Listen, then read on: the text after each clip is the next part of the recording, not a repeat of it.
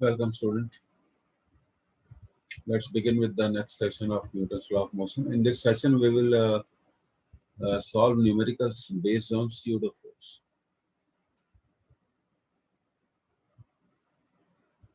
तो चलिए आज की क्लास शुरू करते हैं और pseudo force के बारे में समझते हैं सबसे पहले। अब देखिए, तो pseudo force क्या है? It is a fictitious force.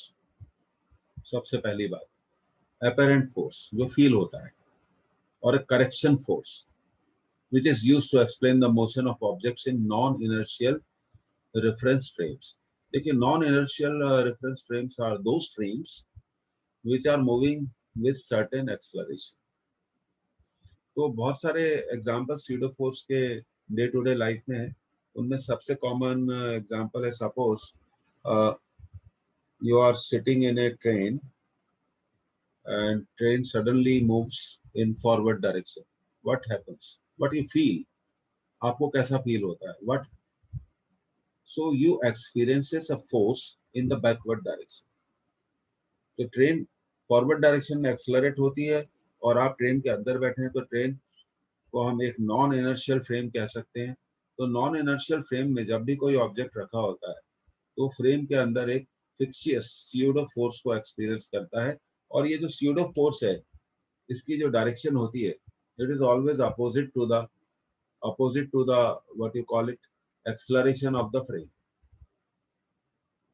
तो इसको एक एग्जांपल से समझते हैं।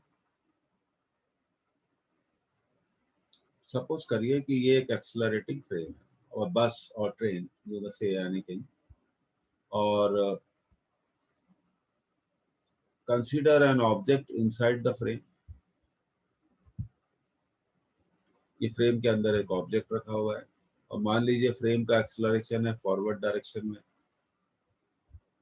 कितना है एक्सलरेशन? से प्लीज शट योर वीडियोस।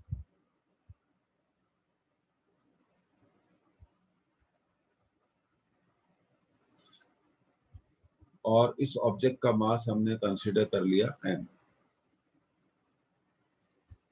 तो जब फ्रेम के अंदर जितने भी ऑब्जेक्ट्स होंगे they will experience the pseudo force and that is called the fictitious force। Frame कहाँ जा रहा है? राइट में जा रहा है, तो pseudo force कहाँ लगना चाहिए? बैक पे लगना चाहिए। और उसकी वैल्यू क्या होगी? बहुत सिंपल है, from Newton second law of motion, mass into acceleration. तो एक फ्रेम जब भी एक्सेलरेशन में होगा तो स्यूडो फोर्स उसके अंदर रखे सभी ऑब्जेक्ट्स पर एक स्यूडो फोर्स लगेगा जिसकी डायरेक्शन होगी opposite to the acceleration of frame. अब इसमें एक बात और है, मान लीजिए अगर फ्रेम रिटार्ड होता हो तो क्या होगा? तो रिटार्डेशन में अगर एक्सेलरेट हो रहा है, यहाँ इस फिगर को देखिए, अगर फ्रेम राइट हैंड साइड में एक्सेलरेट हो रहा है तो स्यूडो फोर्स कहाँ लगेगा? लेफ्ट में। अगर फ्रेम राइट हैंड साइड में डी एक्सेलरेट हो रहा है, रिटार्ड हो रहा है, तो स्यूडो फोर्स रिटार्डेशन की डायरेक्शन में ही लगेगा। हमेशा दो बातें याद रखिए। पहली, pseudo force acts opposite to the acceleration. Whenever I use the word acceleration, that means an increase in speed. Number one. Number two, whenever a frame retards, the pseudo force acts in the direction of retardation. इस बात को हमेशा ध्यान रखना चाहिए। और non inertial frames बहुत simple concept है। The frames which are under some acceleration are called non-inertial frames. अब इसको आप एक्सपीरियंस कर सकते हो। Suppose you are sitting on a bus, all of a sudden bus moves in forward direction, then you experience a force in which direction? Backward direction. You feel a force in backward direction, so that force is called fictitious force, pseudo force. और मान लीजिए अगर moving बस एकदम से रुक जाती है, रिटार्ड हो जाती है, तो आप पर pseudo force कहाँ लगना चाहिए? In the direction of retardation, forward direction में। तो आप एकदम से आगे की तरफ फोर्स एक्सपीरियंस करते हैं। तो स्टूडेंट आगे बढ़ रहे हैं, फिर हम इसको क्लियर कर रहे हैं। तो that is the basic concept of the pseudo force. चलिए अब इस पर कुछ क्वेश्चन सॉल्व करेंगे हम। A pendulum of mass m is suspended from the ceiling of a train moving with an acceleration a as shown in the figure. Find the angle theta in the equilibrium position also calculate the tension in the string. अब देखिए, consider करिए कि एक observer इस frame के अंदर है। तो ये पेंडुलम का सबसे पहले बॉब देख लेते हैं।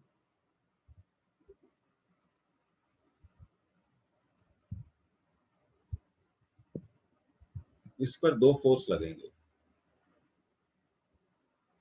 क्योंकि ये फ्रेम के अंदर है, तो इस पर दो फोर्स लगेंगे, एक तो स्यूडो फोर्स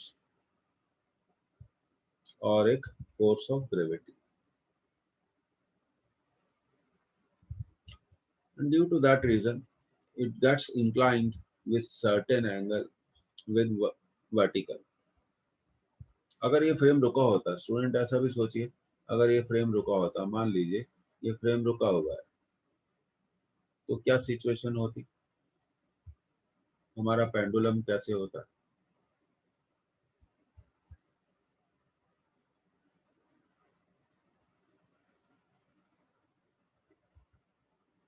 वर्टिकल से कितना एंगल बना रहा होता? जीरो, क्योंकि उस पर इस समय सिर्फ एक ही फोर्स लगता है और वो फोर्स होता ग्रेविटी का।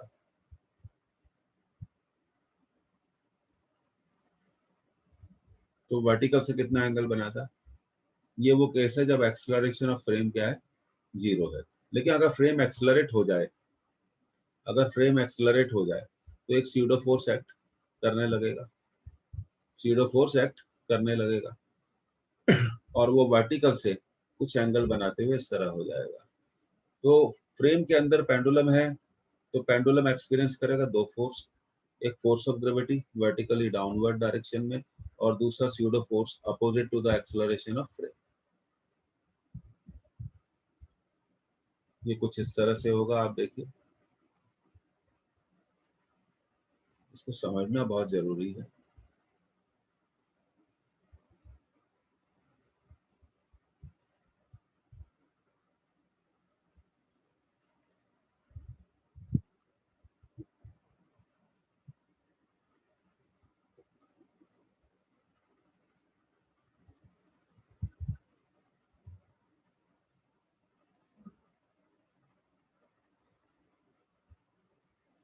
अब यहाँ पर इस पर कितने फोर्सेस लग रहे हैं? दो फोर्सेस लग रहे हैं, एक ग्रेविटी और दूसरा लग जाएगा स्यूडो। तो कोई भी मास जो एक non inertial frame, accelerated frame के अंदर है, तो उस पर स्यूडो फोर्स जरूर एक्ट करेगा। तो यही मैंने इस डायग्राम में बताया हुआ है, आप इसको क्लियर कर रहे हैं स्टूडेंट। अब देखिए अगली स्लाइड में चल के इसको सॉल्व करते हैं। ये देखिए यहाँ दो फोर्स लग गए, ये मैंने बताया था आपको, एम ए और एम जी, और ये force of tension in the string. अब हम क्या करेंगे, टेंशन को हम रिजॉल्व करेंगे। Now we will resolve the tension. Tension को हम दो कंपोनेंट में रिजॉल्व कर सकते हैं, एक तो ये कंपोनेंट हो गया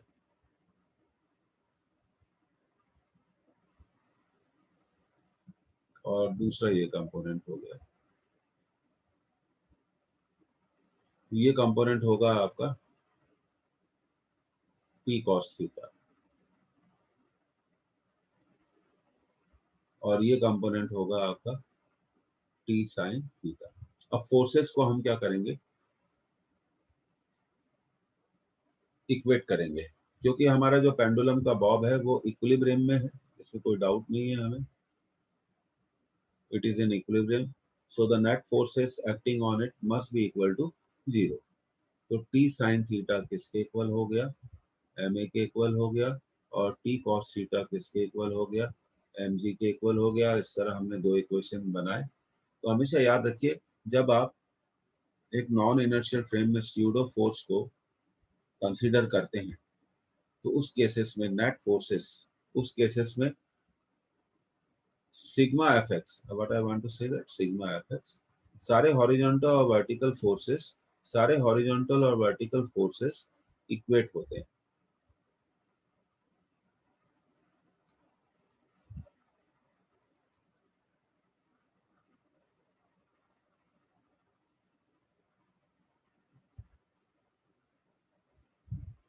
तो दो इक्वेशन बन गए, फर्स्ट को सेकंड से डिवाइड कर दो, तो t sin theta upon t cos theta equal to ma upon mg. So we will get tan theta equal to a by g. So theta equal to tan inverse a by g. एक और calculation हम कर सकते हैं यहाँ पे, अगर हम दोनों इक्वेशन को स्क्वायर करके ऐड कर दें तो ये हो जाएगा T square sine square theta plus T square cos square theta equal to m square a square plus m square g square. So it is t square equal to m square a square m square g square. इस equation से आप t को भी calculate कर सकते हैं. So this is all I have to say there. तो हम फोर्सेस को क्या कर सकते हैं, रिजॉल्व कर सकते हैं. और जब भी स्यूडो फोर्स को कंसीडर करेंगे तो नेट फोर्स हमेशा क्या मानेंगे, जीरो मानेंगे. और नेट फोर्स जीरो मानने का मतलब है कि हॉरिजॉन्टल फोर्सेस एक दूसरे को बैलेंस करेंगे. नंबर 2, वर्टिकल फोर्सेस भी एक दूसरे को क्या करेंगे, बैलेंस करेंगे.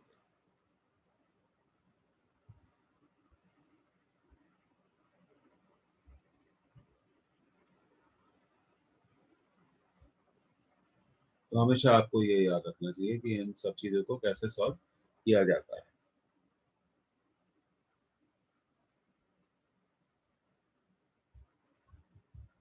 Next question on pseudo force. ये देखिए, it is one of the best question we have. A block of mass m is placed on a smooth inclined wedge ABC of inclination. Actually ये थोड़ा सुधारना पड़ेगा हमें. inclination क्या है, इसका थीटा है, as shown in the figure. The wedge is given an acceleration a towards the right. ठीक है. The relation between a and theta. देखिए यहाँ इसको सुधारना बहुत जरूरी है.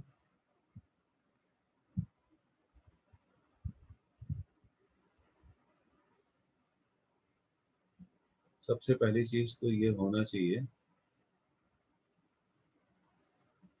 थीटा होना चाहिए. यहाँ इसको हम थीटा लिख देते हैं.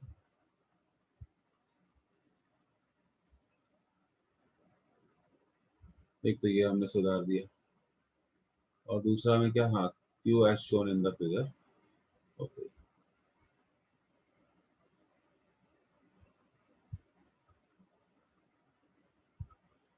ये थीटा. ठीक है. अब wedge, wedge is moving towards the right with acceleration a, और wedge पे रखा हुआ है मास m. तो wedge को हम एक फ्रेम मान सकते हैं. इस फ्रेम में पर रखा हुआ है मास m, तो उस पर लगेगा स्यूडो फोर्स. तो सबसे पहले फोर्स को हम नोटिफाई करते हैं.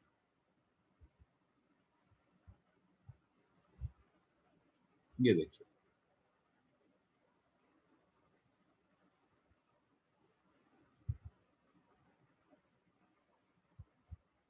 ये हो गया हमारा स्यूडो फोर्स.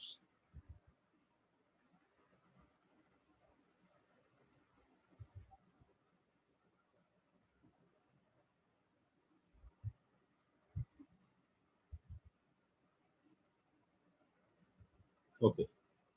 उसके बाद वेट भी एक्ट करता है ब्लॉक का. It acts in which direction, vertically downward direction.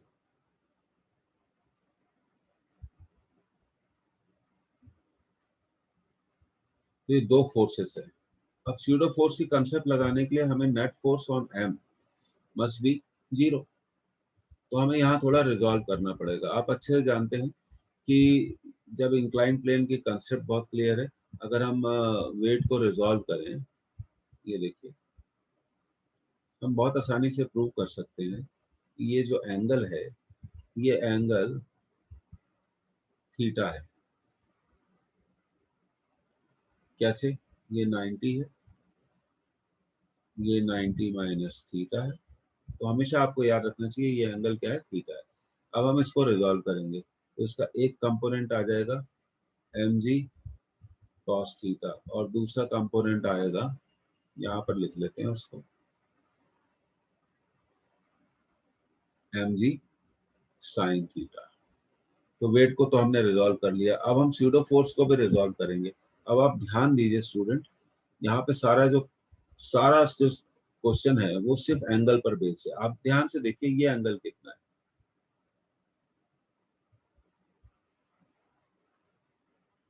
ये एंगल 90 है और ये एंगल थीटा है. तो ये एंगल कितना हो जाएगा, 90 माइनस थीटा, कितना हो जाएगा 90 माइनस थीटा। अब दूसरी बात करते हैं, इस एंगल के बारे में बात करते हैं। ये देखिए, ये एंगल कितना है 90 है, और ये है 90 माइनस थीटा, तो ये एंगल कितना होगा थीटा। तो मेरी आपको एडवाइस है, एक बहुत सिंपल एडवाइस है कि आप याद रखिए इसे। तो स्यूडो इंक्लाइन प्लेन के साथ कितना एंगल बनाता है थीटा। तो इसके दो कंपोनेंट होंगे, एक कंपोनेंट होगा mg cos थीटा, ये देखिए ये मैंने बना लिया इसका एक कंपोनेंट। अब इसको थोड़ा और अच्छे से बना लेते हैं। Okay, now it is good, अब आपको दिख रहा होगा। तो ये कंपोनेंट हो गया हमारा एम ए कॉस थीटा। अब इसका दूसरा कंपोनेंट होगा जो इससे 90 डिग्री पर होगा, जो इससे 90 डिग्री पर होगा, वो कंपोनेंट कौन सा होगा एम ए इस एंगल से, तो वो कंपोनेंट होगा, so this is m A cos theta. अब दूसरा कंपोनेंट हमें निकालना है, तो वो होगा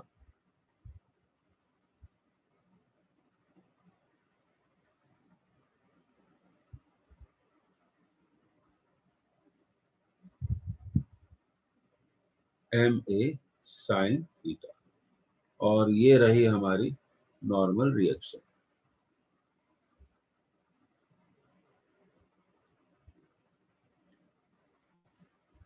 ऐसे क्वेश्चंस पूछे जाते हैं, ये हमेशा हमें ध्यान रखना चाहिए।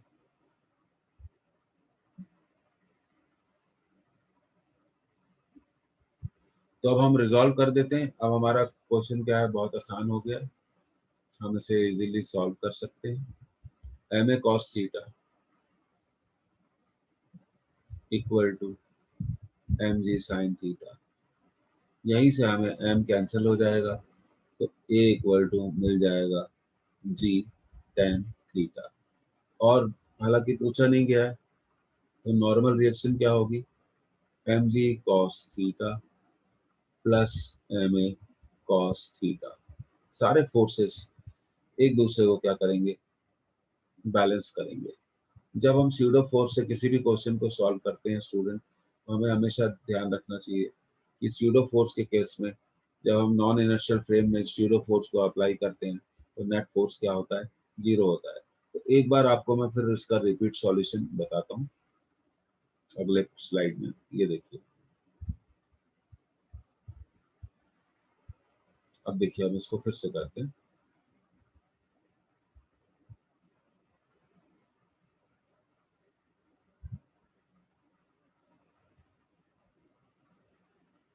तो सबसे पहले हम बात करेंगे वेट की, ठीक है।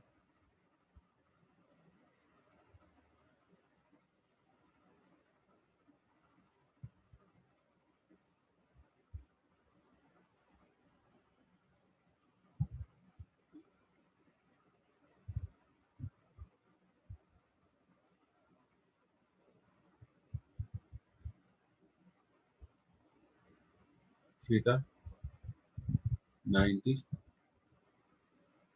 90 माइनस थीटा, और ये रहा हमारा मास।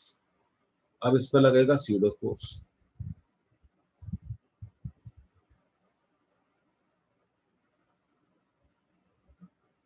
और फ्रेम कहाँ जा रहा है, आगे की तरफ जा रहा है विद एक्सेलरेशन ए, तो स्यूडो लगेगा बैकवर्ड। अब हमें इसे रिजॉल्व करना है। ये एंगल 90 माइनस थीटा है। थोड़ा एंगल्स के बारे में स्टूडेंट ध्यान दो, कैसे एंगल को वर्कआउट किया जाता है। ये देखिए, ये वो लाइन हो गई। अब ये 90 है, 90 माइनस थीटा है, और ये पूरा एंगल 90 है। तो इसको अब देखिए, इस तो ये एंगल कितना होना चाहिए, थीटा होना चाहिए। इसी अप्रोच से हम वेट को रिजॉल्व करते हैं, तो ये आ जाएगा एम जी कॉस थीटा, और इसका दूसरा रिजॉल्व कंपोनेंट आएगा ये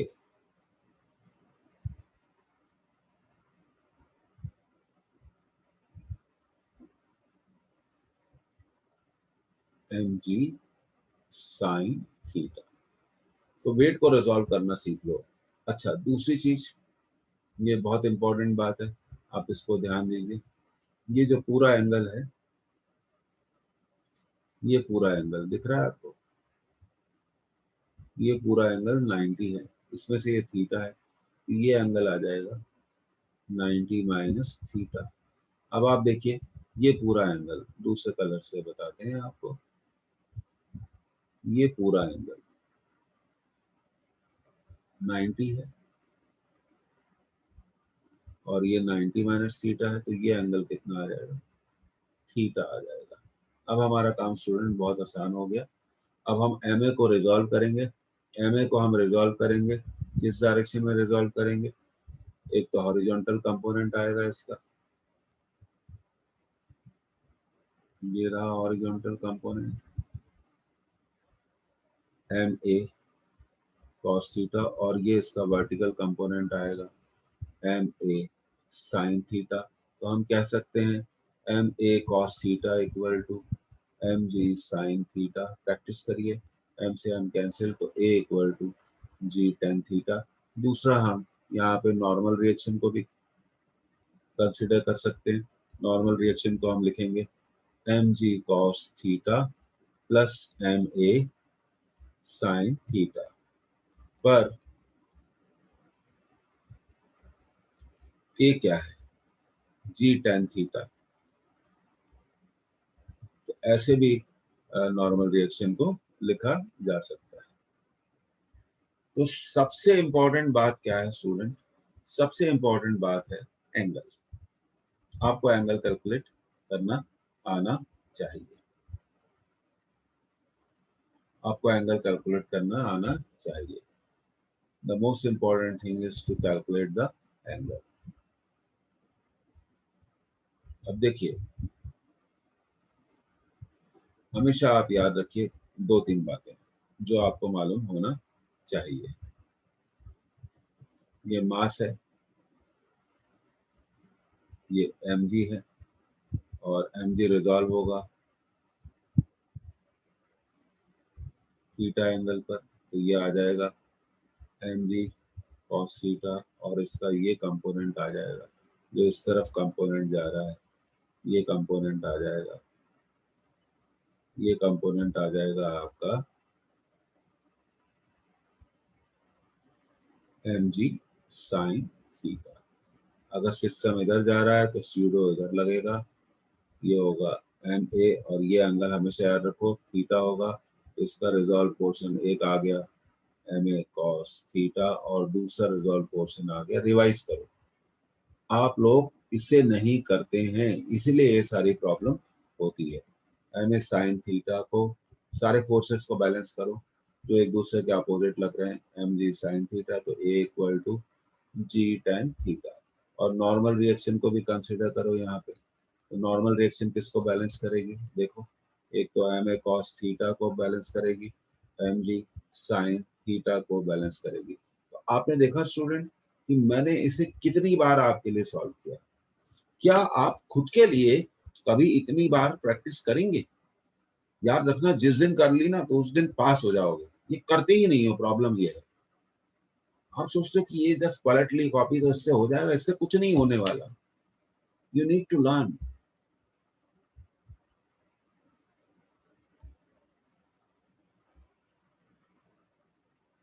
अब देखिए, मैं आपको एक बहुत जोरदार चीज फिर से करके बताता हूँ।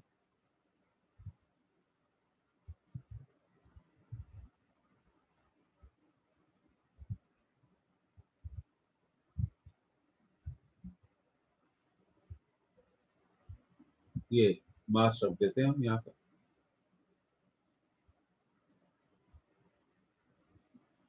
एक मिनट, इसको इरेज करेंगे। चलिए, इसकी हमें कोई जरूरत नहीं है, हमने यहाँ एक मास रख दिया।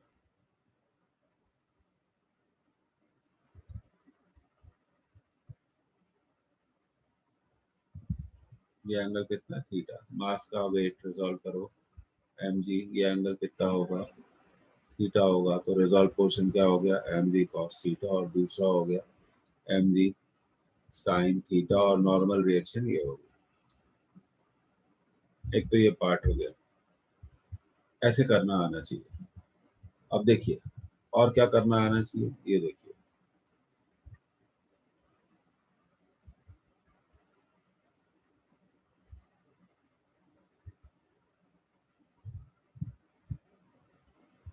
ये मास रखा है, इसकी वैल्यू है एम। सिस्टम कहाँ जा रहा है, ए। तो स्यूडो कहाँ लगेगा, इस मास पे स्यूडो लगेगा इस डायरेक्शन में, एम ए। अगर ये एंगल थीटा है तो ये एंगल भी थीटा है। क्यों, क्यों, देखो ध्यान से। कॉरस्पॉन्डिंग एंगल डायरेक्ट निकालो, कैसा एंगल है, कॉरस्पॉन्डिंग एंगल। देखो ज्योमेट्री अच्छी होनी चाहिए। तो थीटा को रिजॉल्व करो, एम ए को रिजॉल्व करो, तो ये एक पोर्शन आ जाएगा एम ए कॉस थीटा, और दूसरा पोर्शन आ जाएगा एम ए साइन थीटा। तो ये रिजॉल्व करना अगर आपको आ गया तो आपका सारा काम क्या हो जाएगा, आसान हो जाएगा। रिजॉल्व करना सीखिए।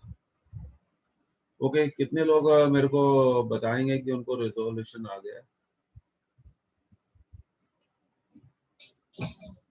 Another bad habit that no one talks. Very bad habit. अगर सिर्फ बैड होती तो भी ठीक था, ये मोर देन बैड हैबिट है। क्लास में रेगुलर नहीं मतलब सक्सेस नहीं। आगे आपकी इच्छा। ये देखिए कितने सारे questions, different variety of questions बनाए हैं आपके लिए। तो स्यूडो फोर्स में हम बहुत सारी चीजें करने जा रहे हैं। अब देखिए एक ये अगला क्वेश्चन हम स्यूडो फोर्स पे ये वाला ले रहे हैं।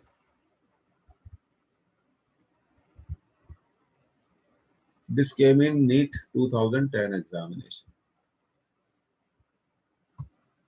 Block of mass m is in contact with the card C as shown in the figure. The coefficient of static friction between the block and cart is mu. The acceleration A of the cart that will prevent the block from falling. Satisfy लिखा है, actually ये होना चाहिए satisfy, satisfies। अब देखिए इस question को student हम करेंगे। आप इसका स्क्रीनशॉट ले सकते हैं या आप इसे नोट कर सकते हैं। ये सीडो पर एक और बहुत बढ़िया क्वेश्चन, बहुत बढ़िया क्वेश्चन।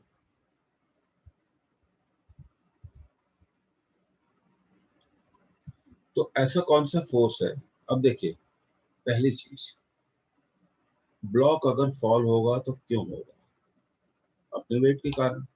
बहुत सिंपल आंसर है, अपने वेट के कारण। दूसरी चीज, अगर वो फॉल नहीं होता है तो ऐसा कोई ना कोई फोर्स होना चाहिए जो उसके वेट को बैलेंस करे।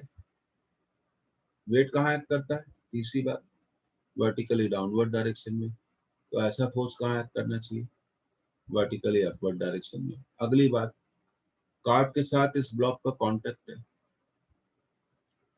और friction is present between cart and block.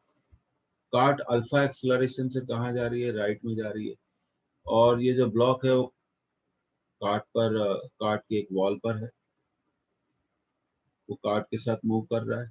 तो हम कार्ट को नॉन इनर्शियल फ्रेम मान सकते हैं। क्या मान सकते हैं, नॉन इनर्शियल फ्रेम। तो कार्ट में जितने भी ऑब्जेक्ट रखे हैं उन पर लगेगा स्यूडो फोर्स, उन पर लगेगा स्यूडो फोर्स। आगे बढ़ते हैं स्टूडेंट, इसको सॉल्व करेंगे।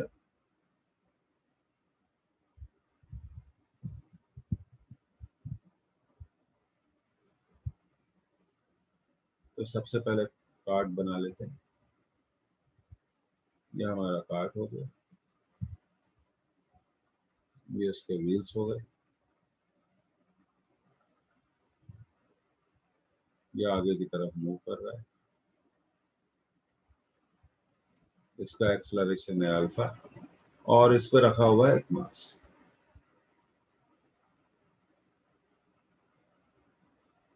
और मास की वैल्यू आप जानते हैं कितनी है।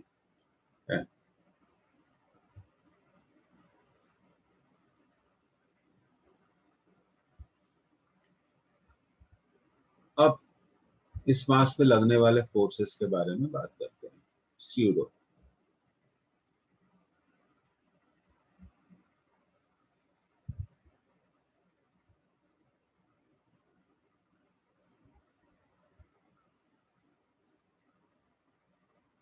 और उसकी वैल्यू क्या होगी, एम अल्फा। दूसरा फोर्स जो मास पे लगता है वो लगता है ग्रेविटी का फोर्स, वो हो गया एम जी। तो यहाँ पर कार्ट और हम ये कहना चाहेंगे the contact force between cart and block is equal to M alpha. Mass पे लगता है फोर्स, मास पे फोर्स लगता है, ध्यान दीजिए इस मास पे फोर्स लगता है एम अल्फा। मास किसके साथ कांटेक्ट में, कार्ड के साथ कांटेक्ट में, तो वो कार्ड पर कितना फोर्स अप्लाई करेगा, तो अब हम कह सकते हैं the force by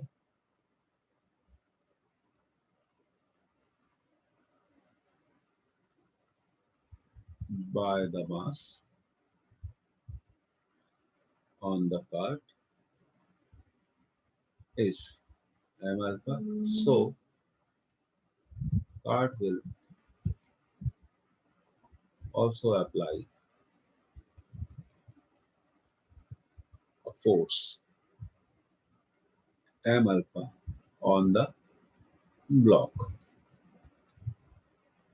This is a normal force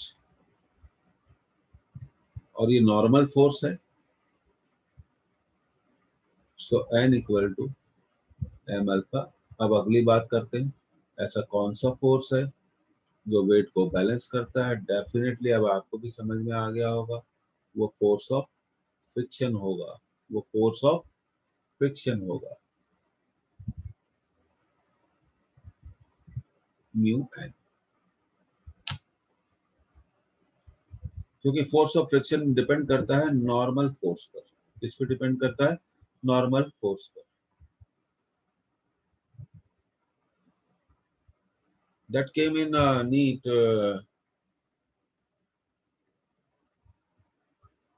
2010 question paper. अगर आप देखें तो बहुत सिंपल है। अब आगे की बात करते हैं। तीन कंडीशंस हैं, एक्चुअली मेनली दो कंडीशंस हमें डिस्कस करनी चाहिए। अगर mg, if mg is more than mu n, what will happen, block will fall down, वो नीचे गिरेगा क्योंकि उसका वेट अपोजिंग फ्रिक्शनल फोर्स से ज्यादा हो गया। अब सेकंड कंडीशन क्या है, when it will not fall down, when mu n is balances mg। तो हम कह सकते हैं अगर mu n greater than equal to mg होगा, so it mass will not fall।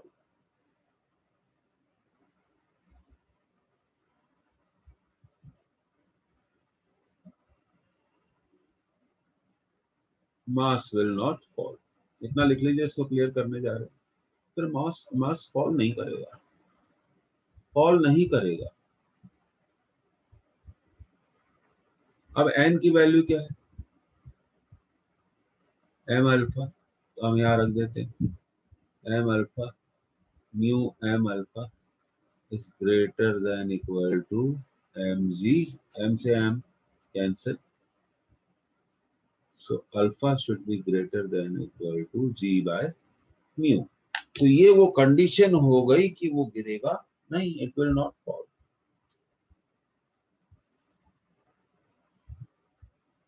It will not fall.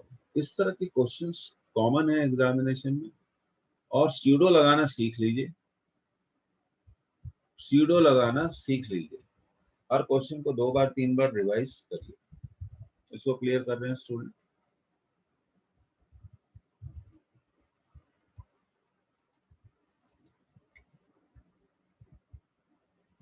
ये देखिए हमारा आंसर आप टिक कर सकते हैं। इस तरह से आप आंसर को क्या कर सकते हैं स्टूडेंट, टिक कर सकते हैं।